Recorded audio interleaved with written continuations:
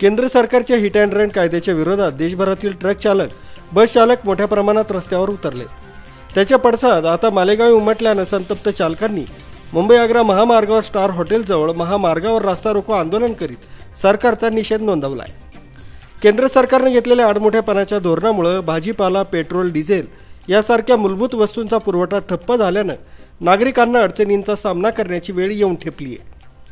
मालेगावात काही दिवसांपूर्वी टँकर चालकांनी आंदोलन पुकारल्यानंतर पुन्हा रास्ता रोको आंदोलन झालंय। त्यामुळे वाहतूक सेवा पूर्णपणे ठप्प झालेली पाहायला मिळते। मालेगाव मुख्य बाजाराच्या ठिकाण असल्याने दैनंदिन व्यवहारासह लाखोंची उलाढाल ठप्प झाली आहे। संतप्त ट्रक टँकर चालकांनी मुंबई-आग्रा महामार्गावर 1 तास सुरू असलेल्या रास्ता रोको आंदोलनामुळे वाहतूक व्यवस्था ठप्प झाली होती।